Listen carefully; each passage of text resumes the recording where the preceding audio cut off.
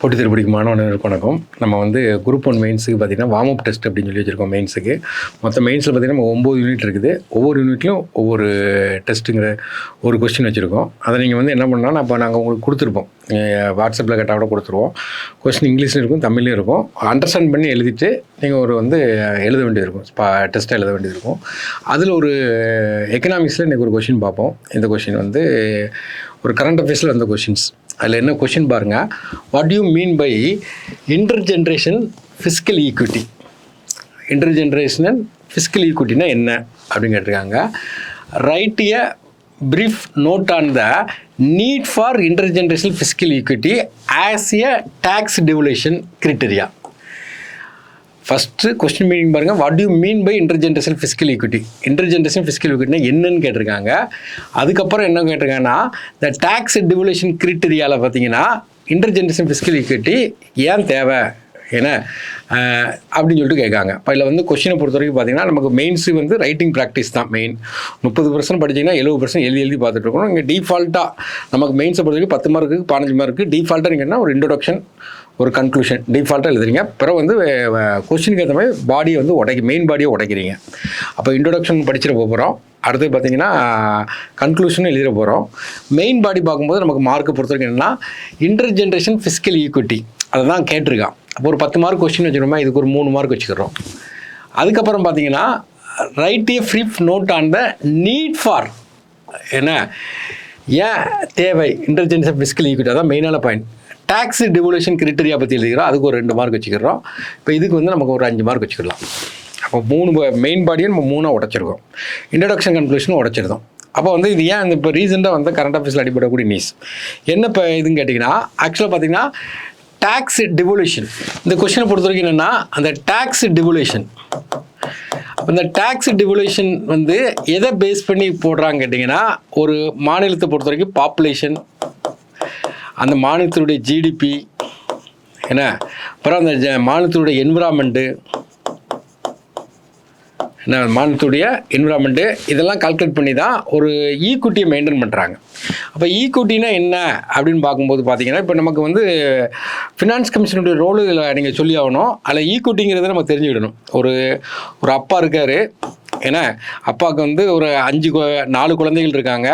4 குழந்தைகள் இருக்கும்போது அவர் என்ன பண்ணுவாருன்னு கேட்டிங்கன்னா, கொஞ்சம் வசதி உள்ள குழந்தைக்கு ரூபா கொஞ்சம் கம்மியாக கொடுப்பார், வசதி கம்மியான குழந்தைக்கு அதிகமாக கொடுப்பார். அப்போ வந்து ஈக்விட்டிங்கிறது என்னென்னா அதாவது கடைசியில் அதாவது எக்கனாமிக் அடிப்படையில் கம்மியான மாநிலங்களுக்கு பணம் வந்து அதிகமாக அலாட் ஆகும்.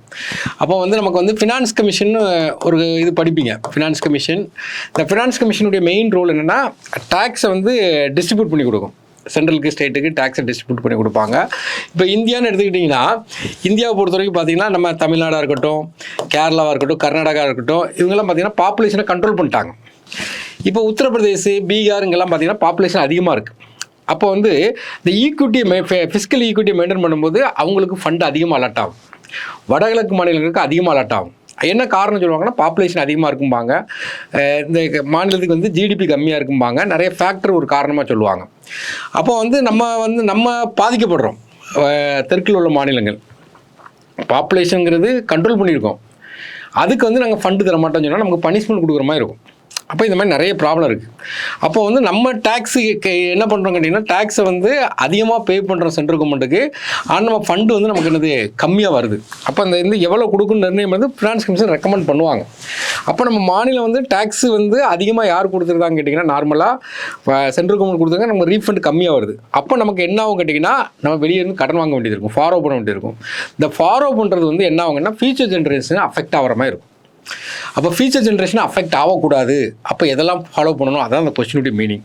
அப்போ நம்ம வந்து டேக்ஸ் டிவல்யூஷன்னா நமக்கு ஃபினான்ஸ் கமிஷன் ரெக்கமெண்டேஷன் படி நம்ம டேக்ஸ் டிவல்யூஷன் பண்ண கொடுக்காங்க, ரெக்கமெண்ட் பண்ணுறாங்க. இருந்தாலும் அவங்க ஈக்விட்டிங்கிறத மெயின்டைன் பண்ணுறதுனால கஷ்டப்பட்ட மாநிலங்களுக்கு அதிகமாக கொடுக்குறாங்க, தான் டேக்ஸ் டிவல்யூஷன். அப்போ வந்து ஃபஸ்ட் எடுத்தோன்னு நம்ம என்ன பண்ணுறோம் கேட்டிங்கன்னா, நமக்கு என்ன கொஸ்டின்னா இன்டர் ஜென்ரேஷன் ஃபிஸ்கல் ஈக்விட்டி அதை தான் மீன் பண்ணியிருக்கான். ஃபஸ்ட்டு இன்டர் ஜென்ரேஷன் ஈக்விட்டினா என்ன அப்படின்னு நம்ம பார்க்குறோம். அப்போ இன்டர் ஜென்ரேஷன் ஈக்விட்டினா என்னன்னு கேட்டிங்கன்னா, அதாவது இப்போ நம்ம ரெஸ்பான்சிபிலிட்டி எடுக்கும், நம்ம வாங்குகிற ரெஸ்பான்சிபிலிட்டி வந்து ஃபியூச்சர் ஜென்ரேஷனை பாதிக்கக்கூடாது. அப்போ அந்த current generation should not Baden the future generation. அப்போ நம்ம ஜென்ரலாக இது வந்து ஃபிஸ்கல்ங்கிற ஒரு வார்த்தை இல்லை, ஜென்ரலாக சொல்லியிருக்கோம் இன்டர் ஜென்ரேஷன் ஈக்விட்டி. அப்போ நம்ம வந்து நிறைய டிசிஷன் எடுப்போம், நிறைய ஆக்ஷன் எடுப்போம். நம்ம எடுக்கக்கூடிய ஆக்ஷன் வந்து ஃபியூச்சர் ஜென்ரேஷன் தலையில் உட்காந்துடக்கூடாது. அப்போ அப்படி அவங்கள பாதிக்காமல் இருந்தாங்கன்னா அது இன்டர் ஜென்ரேஷன் ஈக்விட்டி. இப்போ நமக்கு என்ன கொஸ்டின் கேட்டிருக்காங்கன்னா அது ஒரு இன்ட்ரோ மாதிரி கொடுத்துக்கிட்டோம். இன்டர் ஜென்ரேஷன் ஃபிஸ்கல் ஈக்விட்டி, இந்த ஃபிஸ்கலுங்கிற ஒரு வார்த்தை சேர்த்துருக்காங்க. அப்போ ஃபிஸ்கல்னால் நிதி சார்ந்த இது. அப்போ வந்து நிதி சார்ந்த கொள்கைகள் வந்து இப்போ நம்ம வந்து நார்மலாக நமக்கு என்ன ஆகும் கேட்டிங்கன்னா, நம்ம வந்து ஒரு டேக்ஸு கவர்மெண்ட் போடுறாங்க, அந்த டேக்ஸும் எக்ஸ்பெண்டிச்சர் ஈக்குவலாக இருந்தால் அந்த லைவில் இருக்கிற கரண்டில் இருக்கிற ஒரு சிட்டிசனே என்ன பண்ணிடுவாங்க கேட்டிங்கன்னா அந்த டேக்ஸை பே பண்ணிடுவான். ஆனால் அந்த வரக்கூடிய டேக்ஸை விட செலவு அதிகமாக இருந்தால் நம்ம கடன் வாங்குவாங்க. கடன் வாங்கும்போது அந்த கடன் சுமை யார் மேலே போய் உட்காருன்னா ஃபியூச்சர் ஜென்ரேஷனில் போய் உட்காந்துரும்.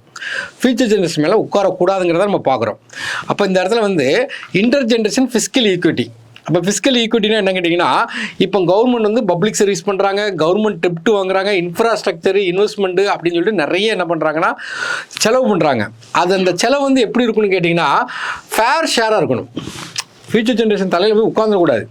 ஒரு ஷேரிங்கிறது ஃபேராக இருக்கணும். ஏன்னா ஓரளவுக்கு ஏற்றுக்கிற மாதிரி இருக்கணும். அதை தான் வந்து என்ன சொல்கிறாங்க கேட்டிங்கன்னா fiscal policy and expenditure distributed fairly between current and future generation. அப்போ நிதி சார்ந்த செலவுகள் வந்து ஃபேர்லி டிஸ்ட்ரிபியூஷனாக இருக்கணும். கரண்டில் உள்ள ஜென்ரேஷனுக்கும் ஃபியூச்சர் ஜென்ரேஷனுக்கும் ஃபேர்லியாக இருக்கணும், அதிகமாக இருக்கக்கூடாது. ஃபேர்லியாக இருந்தால் அதுக்கு பிறகு இன்டர் ஜென்ரேஷன் ஃபிஸ்கல் ஈக்விட்டி. ஏன்னா நெக்ஸ்ட்டு அடுத்த கொஸ்டின் என்ன, அடுத்தப்பல என்னென்னா இப்போ வந்து இன்டர் ஜென்ரேஷன் இன்இக்வாலிட்டி. இன்இக்வாலிட்டினா இப்போ தான் நம்ம பார்த்தோம். என்ன பார்த்தோம்னு கேட்டிங்கன்னா நம்ம வந்து ஃபேர்லியாக இல்லாமல் நமக்கு வந்து டேக்ஸை விட செலவு அதிகமாக இருக்குது. அப்போ கண்டிப்பாக நம்ம வந்து கடன் வாங்குவோம். கடன் வாங்குறது கண்டிப்பாக ஃபியூச்சர் ஜென்ரேஷன் தலையில் போய் உட்காந்துரும். அதை தான் கொடுக்குறாங்க இன்டர் ஜென்ரேஷன் இன்இக்வாலிட்டி. ஏன்னா ஃபிஸ்கல் இன்இக்வாலிட்டி. அப்போ இங்கே என்ன நடக்குன்னு கேட்டிங்கன்னா tax revenue equal to the current expenditure of the government then current tax payer pay for the publisher they receive. Tax revenue வந்து கரண்ட் எக்ஸ்பெண்டிச்சர் ஈக்குவலாக இருந்தாங்கன்னா அது சூப்பர். ஏன்னா நம்ம வந்து எவ்வளோ செலவாகுதோ அதுக்கேற்ற மாதிரி நம்ம டேக்ஸ் கட்டிட்டோம். அப்போ நம்ம பீரியட்லேயும் நம்ம ஜென்ரேஷன்லேயும் அது வந்து க்ளோஸ் ஆகிட்டு. ஆனால் கரண்ட் எக்ஸ்பெண்டிச்சர் வந்து அதிகமாக இருந்தால் கண்டிப்பாக கடன் வாங்கணும். ஃபாரோவிங் கடன் வாங்கும்போது அது வந்து ஹையர் டேக்ஸஸ் வந்து கண்டிப்பாக ரிட்டர்ன் இன்ட்ரெஸ்ட் கட்டி ஆகணும். இது யார் தலையில் வந்து உட்காரும் கேட்டிங்கன்னா ஃபியூச்சர் ஜென்ரேஷன் தலையில் வந்து உட்காரும். இதை தான் நம்ம என்ன சொல்கிறோம்னா இன்டர் ஜென்ரேஷன் இன்இக்வாலிட்டி. ஈக்விட்டியாக இல்லை, இதை தான் நம்ம வந்து கொடுக்குறோம். அப்போ நம்ம வந்து ஃபஸ்ட்டு வந்து என்ன பண்ணிட்டோம், இன்டர் ஜென்ரேஷன் ஈக்விட்டின்னு பார்த்தோம், இன்டர் ஜென்ரேஷன் இன்இக்வாலிட்டின்னு ஒரு பார்த்துருக்கோம், அடுத்து இன்டர் ஜென்ரேஷன் இன்இக்வாலிட்டின்னு பார்த்துருக்கோம். இப்போ டேக்ஸ் டிவல்யூஷன், டேக்ஸ் வந்து எப்படி டிவல்யூஷன் பண்ணுறாங்கன்னு சொல்லி பார்த்துருக்கோம். இப்போ நெக்ஸ்ட்டு தான் மெயினான கொஸ்டின் ஏன்னா அதை தான் கொடுக்குறோம் நீடு. அதாவது இதை நம்ம என்ன பண்ணணும் அப்படிங்கிறத நம்ம அடுத்த பாயிண்ட்டாக பார்க்குறோம். Inter generation equity needs. அதில் என்ன நீட்ஸ்ன்னு கேட்டிங்கன்னா நார்மலாக பார்த்தீங்கன்னா லோ இன்கம் ஸ்டேட்ஸ் இருக்குது பார்த்தீங்களா, வடகிழக்கு மாநிலங்கள், பீகார், உத்தரப்பிரதேஷ், இங்கெல்லாம் என்ன நடக்குன்னு கேட்டிங்கன்னா இன்கம் கம்மியாக இருக்குது, பாப்புலேஷன் அதிகமாக இருக்குது. அப்போ அவங்களுக்கு என்னென்னா அவங்களுடைய இன்கம் கம்மியாக இருக்குது, சென்ட்ரல் கவர்மெண்ட் ஃபண்டு அதிகமாக அவங்க அலாட் மெயின்டைன் பண்ணுறாங்க. ஏன்னா ஈக்விட்டி மெயின்டைன் பண்ணுறதுக்கு அதான் மொதல் பாயிண்டில் கொடுக்குறாங்க. லோ இன்கம் ஸ்டேட் ஃபினான்ஸ் வந்து smaller portion of the revenue expenditure. அதனால் larger amount union financial transfer. இதே ஹை இன்கம் ஸ்டேட் இப்போ தமிழ்நாடு, கேரளா இவங்கெல்லாம் என்ன பண்ணுறாங்கன்னா அவங்களுடைய எக்ஸ்பெண்டிச்சரை அவங்களுடைய இன்கம் வச்சு மெயின்டைன் பண்ணிக்கிறாங்க. சென்ட்ரல் கவர்மெண்ட் வந்து லிட்டில் அமௌண்ட் தான் அவங்களுக்கு வந்து ரிசீவ் ஆகுது. அப்போ அந்த ஒரு டிஸ்பாரிட்டி இருக்குது. அப்போ லிட்டில் அமௌண்ட் தான் ரிசீவ் ஆகும்போது கண்டிப்பாக அவங்க கடன் வாங்கணும். கடன் வாங்குறது கண்டிப்பாக ஃபியூச்சர் ஜென்ரேஷன் அஃபெக்ட் ஆகும். அப்போ ஃபியூச்சர் ஜென்ரேஷன் அஃபெக்ட் ஆகும்போது இன்இக்வாலிட்டி உருவாகும். அதுக்கு என்ன பண்ணணும்னு கேட்டிங்கன்னா பப்ளிக் டெப்ட் அதை மேனேஜ்மெண்ட் பண்ணணும், ஃபேர் டாக்ஸேஷன் விதிக்கணும், ஸ்டெபிலிட்டி இன் த எக்கனாமிக் இதெல்லாம் வந்து மேனேஜ் பண்ணணும். அப்போ இதான் நமக்கு தேவை, அதை மேனேஜ் பண்ணுறது தான். அப்போ அந்த மேனேஜ் பண்ணுறது நம்ம என்னன்னு சொல்லிட்டு பார்க்குறோம். அப்போ என்ன மாதிரி அதை தான் நம்ம கொஷினாக பார்க்குறோம். அந்த மேனேஜ் பண்ணுறது தான் மெயினான கொஷின்ஸ்.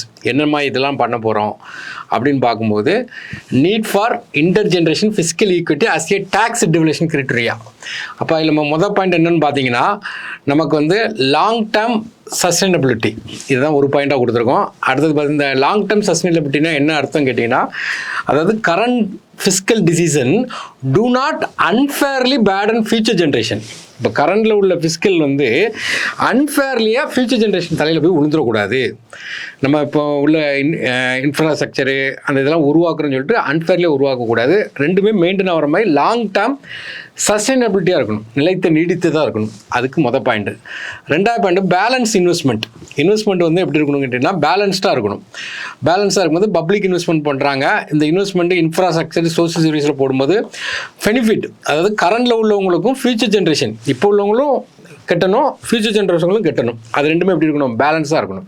அப்போ எக்ஸாம்பிளுக்கு பார்த்தீங்கன்னா நமக்கு வந்து ஒரு ஒரு ஒரு கவர்மெண்ட்டுடைய ஒரு கடன் வாங்கி ஒரு பிளான் போடுறாங்க. அந்த பிளானை வந்து நான் இப்போ உள்ள ஜென்ரேஷன் அனுபவிக்காங்க, ஃபியூச்சர் ஜென்ரேஷன் அனுபவிக்காங்க. அப்போ ரெண்டு பேருக்கு என்ன தான் இருக்கணும், பேலன்ஸாக இன்வெஸ்ட்மெண்ட் பேலன்ஸ்டாக இருக்கணும். நெக்ஸ்ட்டு பார்த்தீங்கன்னா டெப்ட் மேனேஜ்மெண்ட். இப்போ கடன் வாங்குறது வந்து நமக்கு வந்து டெப்ட் மேனேஜ்மெண்ட்டை பொறுத்த வரைக்கும் என்ன கேட்டிங்கன்னா, நமக்கு என்ன கொடுக்கணும், ஃபாரோயிங் அண்ட் டெப்ட் servicing to not disproportional burden future taxpayer who did not benefit from the borrowing decision. இப்போ வந்து ஒரு கவர்மெண்ட், இப்போ உள்ள கவர்மெண்ட் கடன் வாங்குறாங்க. கடன் வாங்கும்போது கடன் வாங்கி இப்போ இருக்கிற ஜென்ரேஷனே அனுபவிச்சிட்டாங்க, ஃபுல்லாகவே அனுபவிச்சிட்டாங்க. இப்போ அரிசியோ ஏதோ ஒரு வேறு ஏதோ ஒன்று வாங்குறாங்க, இந்த ஜென்ரேஷன் அனுபவிச்சிட்டாங்க. அப்போ இந்த கடனை போய் ஃபியூச்சர் ஜென்ரேஷன் மேலே விதிக்கக்கூடாது. அப்போ அதுக்கு ஏற்ற மாதிரி டெப்ட் மேனேஜ்மெண்ட் பண்ணணும். நெக்ஸ்ட்டு பார்த்தீங்கன்னா ஃபேர் டாக்ஸேஷன். இப்போ ஒரு ஸ்கீம் போடுறாங்க, இப்போ ஒரு திட்டம் போடுறாங்க. இந்த திட்டத்தை பார்த்தீங்கன்னா இப்போ உள்ள ஜென்ரேஷன் அனுபவிக்காங்க, ஃபியூச்சர் ஜென்ரேஷன் அனுபவிக்காங்க. அப்போ நம்ம என்னென்னா ஒரு ஃபேர் டாக்ஸேஷன், ஏன்னா public service investment based on the pay and the benefit they receive. அவங்களுடைய ஈச் ஜென்ரேஷன், ஒவ்வொரு ஜென்ரேஷனுக்கும் ஃபேராக பிரித்து கொடுக்குற மாதிரி கொடுக்கணும். அப்படி கொடுத்தீங்கன்னா ஒரு ஜென்ரேஷன் மேலே பேடன் ஆகாது, இல்லைன்னா ஒரு ஜென்ரேஷன் மேலே பேடன் ஆகிடும். அப்புறம் பிளானிங் ஃபார் டெமோகிராஃபி சேஞ்சஸ். இப்போ வந்து டெமோகிராஃபி சேஞ்சஸ் நிறைய நடக்கும். இப்போ கூட ரீசெண்டாக கரண்ட் அஃபேர்ஸில் ஆர்டிகல் பார்த்தீங்கன்னா 2050 முதியோர்களுடைய எண்ணிக்கை வந்து டபுள் ஆயிருமா இந்தியாவில். அப்போ முதியோர் எண்ணிக்கை டபுள் ஆகிட்டுனா ப்ரொடக்டிவிட்டி எக்கனாமி இருக்காது. ஏன்னா அப்போ வந்து வேலை பார்ப்பவருடைய எண்ணிக்கை வந்து கம்மியாக இருக்கும். ஆனால் ப்ரொடக்டிவிட்டி வந்து பீப்புள் வந்து கம்மியாக இருப்பாங்க.